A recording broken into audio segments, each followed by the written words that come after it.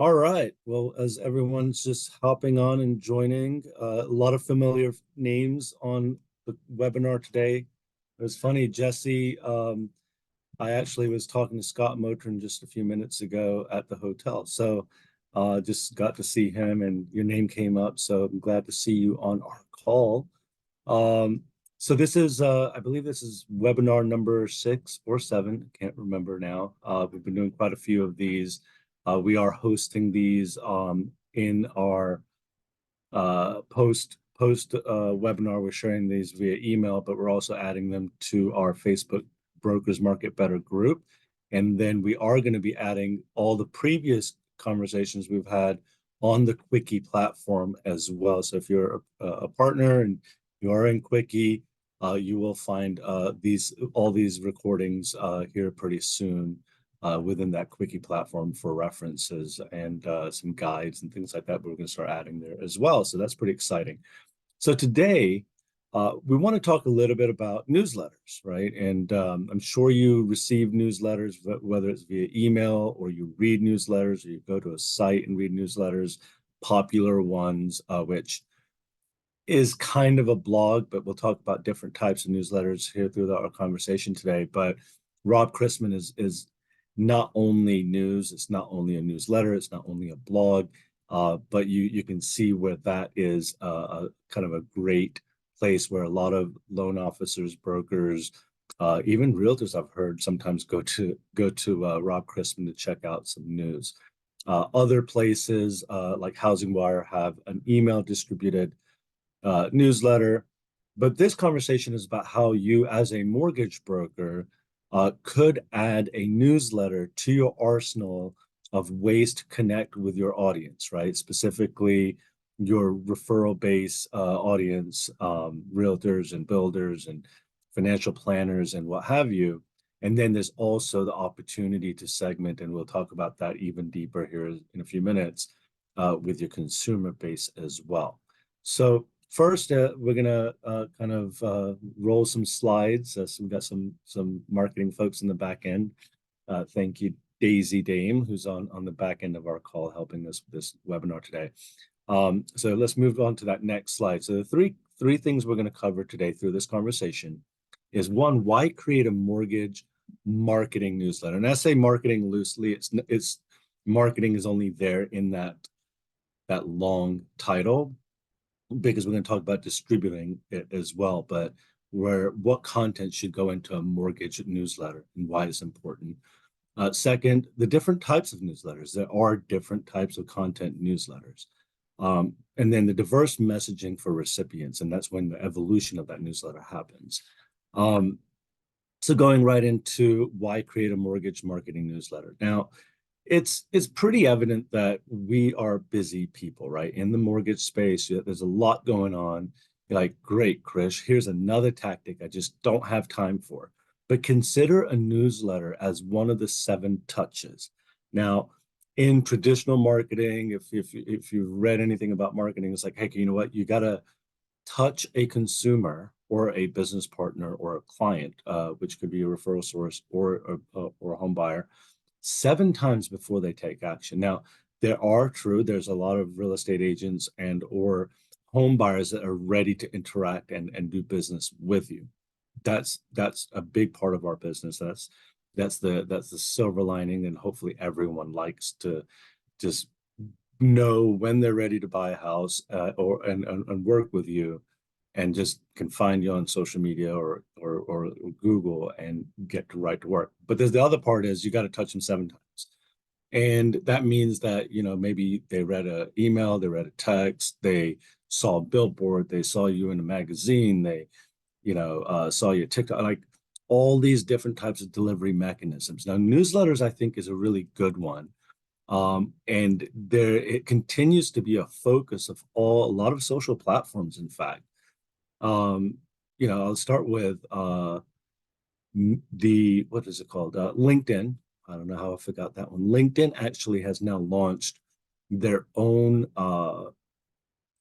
attachment to their platform called newsletters. You might have received them if you're active on LinkedIn in your messages. Hey, so-and-so wants you to follow my newsletter. A lot of large companies are doing it. A lot of brokers are doing it as well. And it's an opportunity for you to deliver content that you know your audience wants and thinks is important, written by you. Now, I have read a lot of newsletters on said LinkedIn that are obvious that they've been touched by the AI. And if that's how you want to create your content, that's perfectly fine. Just humanize it a little bit, right? Um, so I'm not saying that you need to create white papers, but I guess the perfect example is my own. Okay, so recently I decided to, because I can't teach anyone and talk to anyone intelligently enough if I haven't tried some of these things myself, right? Um, but from a content perspective, I recently launched my own TikTok, and it's called Krish Marketing. And it's just a culmination of marketing news that's relevant and happening right now in real time. And so I start my day out by listening to podcasts and getting different sources. And then I started testing. Do I do a TikTok that just talks about one thing that's happening in real time? So for example, Meta and Facebook and Instagram had a glitch like 2 weeks ago, and I did a TikTok on that. And it was received well, but not, the numbers weren't staggering, right? Because you have immediate analytics. Then I started doing some other kind of TikToks, and then I did another one where I covered 3 hot topics of the day, or of the week rather, which was like LinkedIn going down, and it was another brand and whatever, right? And OpenAI, and I talked about 3 or 4 different things, all in this one segment of like maybe 2 minutes. It was a longer TikTok. And I got more feedback and more likes and more engagement from that one. So I tried another one which covered 2 or 3 more topics. And it seems that people are liking multiple topics. So really relating it back to newsletters. If you want to go to the next slide, Daisy. But there's different types of newsletters. And the reason why consumers and I use that word, that vernacular, very loosely. When I say consumers, I mean really anyone that's reading your stuff, whether they're a realtor or referral source or a client, but they are all clamoring and looking for some one specific place to read their news, right? So whether you read Fox News in the morning, or CNN or BBC News or whatever, or your local news stations, they all have their own websites, and you can read the articles, right? But I find myself having to go to multiple locations. So I read Rob Chrisman, I read Housing Wire, I go National Mortgage Professional and National Mortgage News, and more often than not, they're all talking about the same thing, right? Which right now is everyone's talking about NAR, and Princess Kate, but sometimes I know that I'm only going to find a specific niche information in one of these places. So now, if I'm looking for that, I know where to look. Now, where we've seen a lot of real estate agents, a lot of your real estate partners do newsletters. It's not new to the industry, but what they are doing is, and I've seen a lot of real estate agents. So I'm still connected with a couple of the agents I've worked with as I've purchased homes throughout my life, and my favorite ones cover more than just real estate. And I think it's important to realize that people want one place. And so going into the next slide, there are a number of different types of newsletters. And so, people like, oh, I want to start a LinkedIn newsletter, or I want to send out a weekly or monthly or quarterly newsletter to my database. Where do I start? It's good to understand there are different types of newsletters, and doesn't mean you can't have one of each. But promotional newsletters, you're promoting yourself, you're promoting things, right? Products, programs, incentives, discounts, whatever. Okay. You could partner with a builder, or make sure it's compliant, of course. But you do some co-branded things. You could promote the local golf tournament that you're sponsoring. this is your environment, and you can be selfish as much as you want to and make it all about you and your business and your company. That's promotional. And it's not a turnoff. There's a lot of great success stories and open read rates from a promotional newsletter.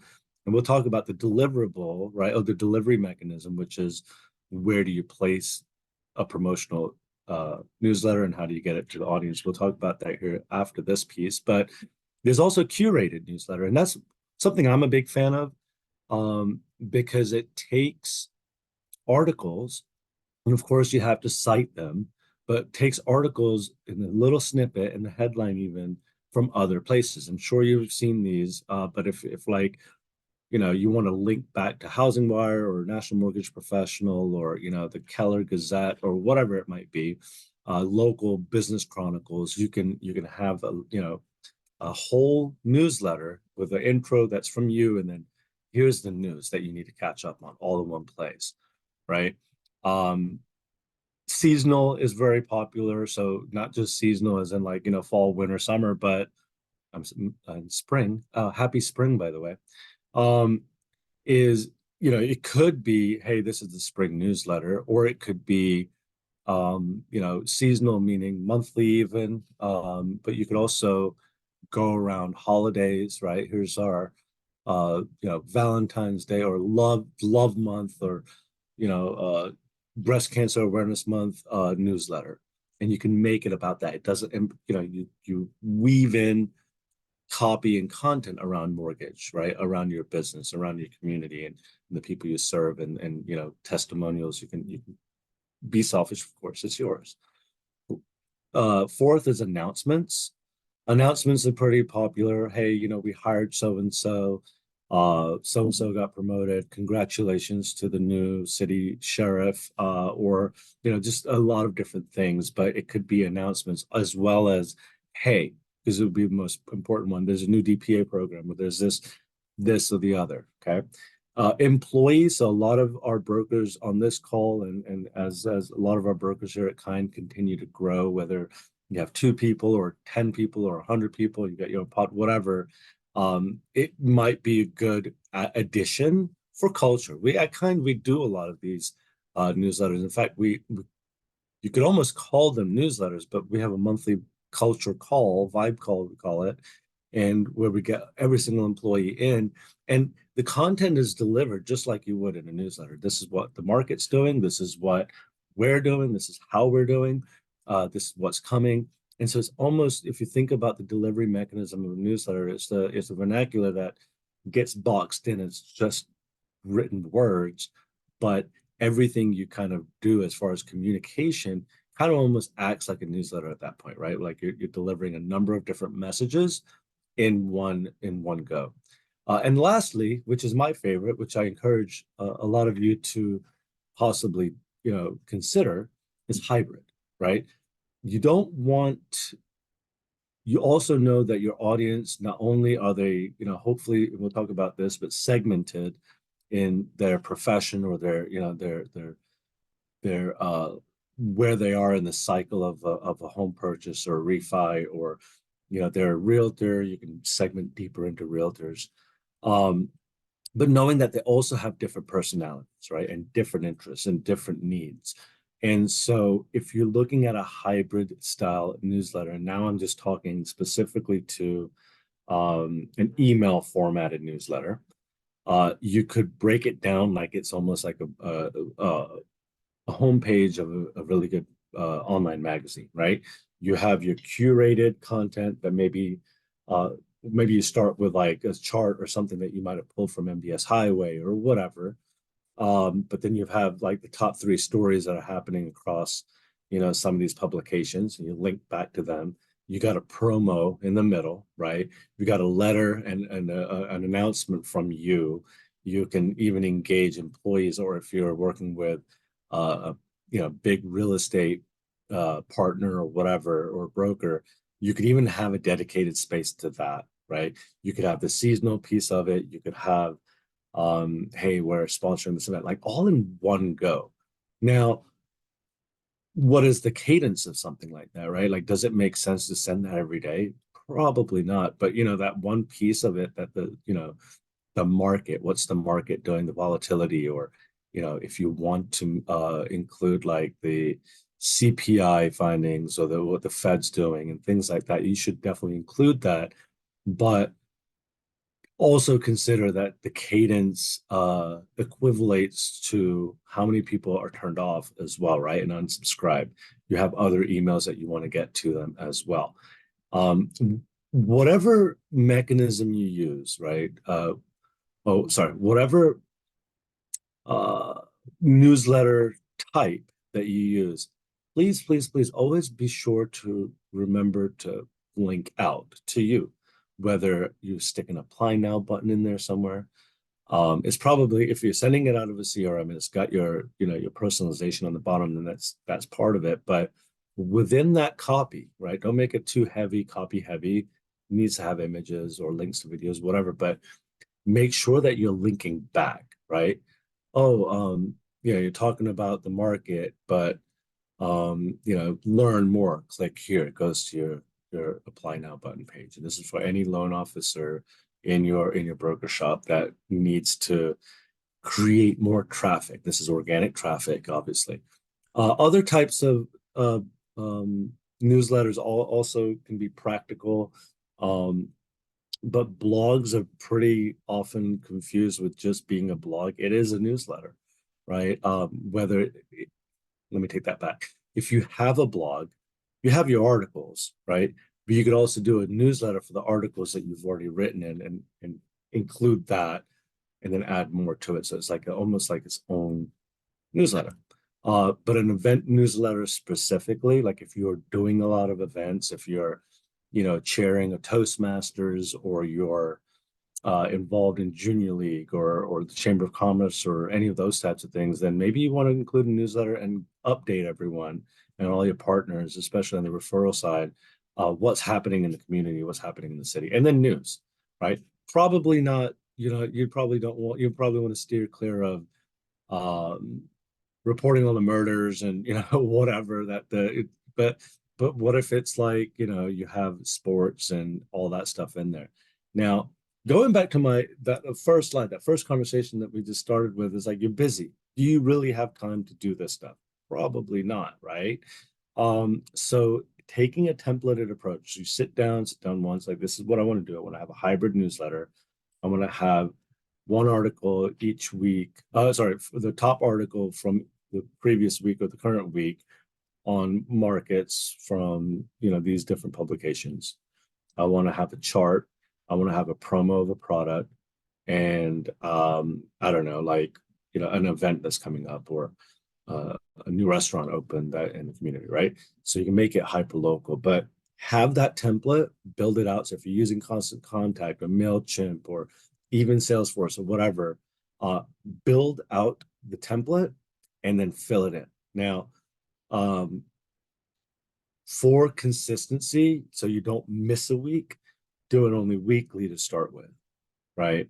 Unless you just want to say, I need to get something started, I'm going to do it seasonally, but you won't get as much bang as for your buck, or for your time rather, if you're not doing it consistently, even if it's bi-weekly, right? Like, do it so that you can build an audience, that the audience comes to expect it. And again, my reference to my realtor from years past that sends it to me, I open it 75% of the time, right? And I get it weekly. Because there's good content in there. And in fact, I'm oftentimes looking for my own content that I find in that. So it's pretty cool. Okay, moving on to the next slide. And we talked about segmentation and the reason why messaging needs to be kind of personalized for your audience. So, as you build out your template, you could almost copy and paste that template for other audiences. And it could be as simple as changing up the first message or the line, or maybe some of the articles. The more you change, the more connection, I guess, that segmented audience is going to be. And so what I mean by segmented audience, first, you do need a CRM. Okay. very imperative to drive these newsletters using the CRM and not sending it through Gmail or Outlook, right? Because you don't have enough, you won't have the analytics to prove the point, to prove that that this is working and your time is being used efficiently. But once you get that down pat and you start seeing the results and you start seeing the traffic through Google Analytics to your landing page or to your website, it's important to, one, make sure that your audience is segmented, right? Let's look at your referral sources. And we did a webinar on databases a couple of months ago. Again, we will be adding it to Quickie. But your real estate agents might be your only referral source today, or you have multiple referral sources that include investors and builders and attorneys and financial planners and divorce attorneys and whatever, okay, title companies. And you should definitely segment them, tag them, so that if you have this one overarching general newsletter that you probably will start out by sending to everyone, maybe then you have an opportunity to have 4 different newsletters for 4 different audiences, or maybe 2, right? The next step might be, okay, I'm only doing this for my referral sources because their aptitude on on mortgage talk and real estate talk is such, and you have a separate one that's kind of still talks about those things, but maybe the language that you use to support the chart that is included is more high level, right? Or it becomes more consumer centric, B2C centric, where it's like, hey, I hate to say this, but the consumers are really confused about what this NAR ruling is. Maybe you're speaking directly to the consumers, like, hey, do you have questions about how things are working? Well, I don't know either, but I can guess. Or let's talk, right? Are you looking for an agent? So you can have those call to actions in that consumer's newsletter.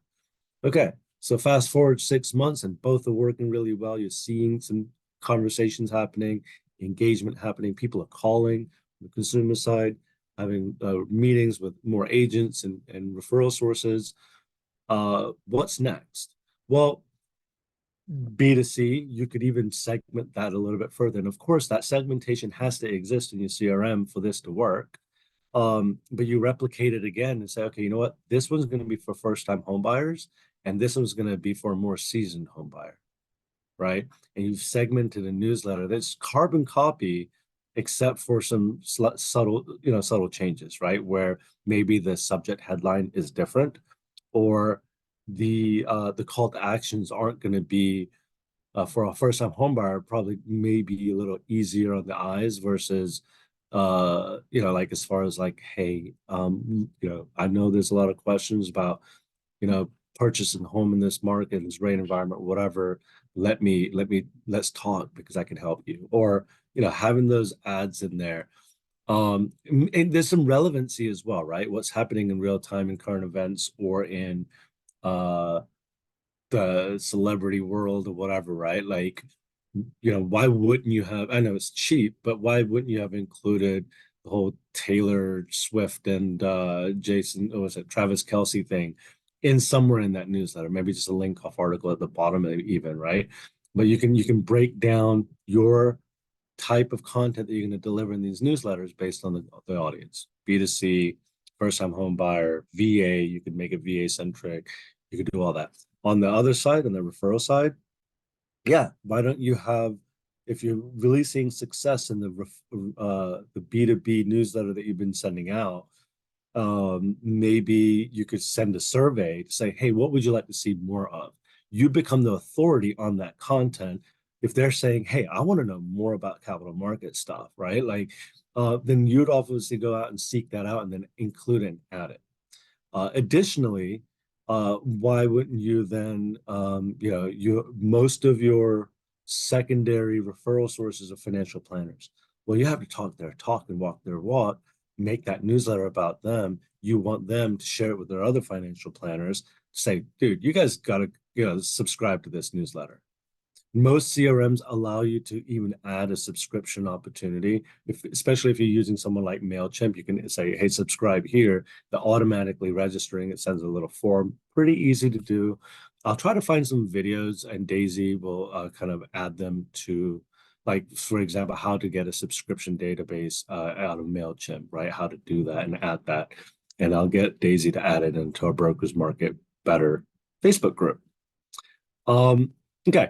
So lastly, what I wanted to kind of wrap up with, and again, thank you so much for joining today. Make sure that you're sharing with the other mortgage brokers in your community.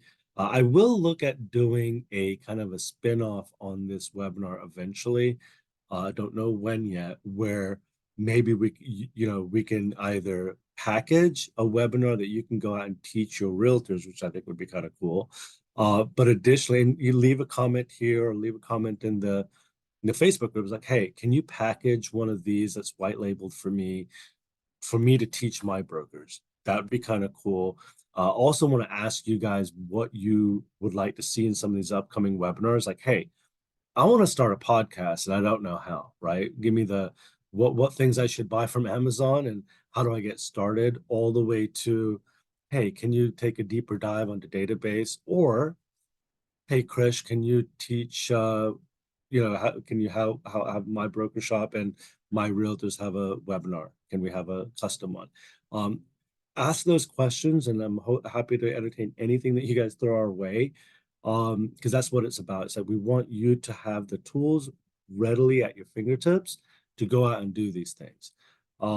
Because these conversations aren't just one way for me to have with all of you that have graciously joined, but also for you then to be able to go out and disseminate that information with your partners. And also, hopefully, you guys are actually applying some of these conversations to your marketing arsenal as well. So lastly, we just wrapped up season 1 of the Krish Marketing Podcast, which is on Spotify and YouTube. We had one of our account executives actually on our season 1, episode 10. And I believe this week or early next week, season 2 is launching with, who was the guest? Jared Glant, who is the president of Grant Cardone Capital or Grant Cardone Enterprises. He's Grant Cardone's right-hand man, really fun guy, more of a growth mindset and marketing and sales episode. So be looking for that. And then we've got a broker on our episode 2. Additionally, we have Dell Talk. If you haven't watched Dell Talk, it's really entertaining and really fun. And lastly, the Facebook Brokers Market Better group. Please do go and join and ask those questions. And when I said, hey, if you have some ideas, if you want some more or specific types of topics to cover, please do raise your hand and let us know, because we want to make sure that we're not wasting anyone's time on these calls, right? Like we took the time to join these calls, and we want you to leave with some actionable items and things that you can definitely use. So with that, I know this was a shorter, oh, it's exactly 30 minutes. I did really good. But thank you so much for joining, and I look forward to seeing you guys next time. And please ask those questions in the Facebook group. And as always, stay kind.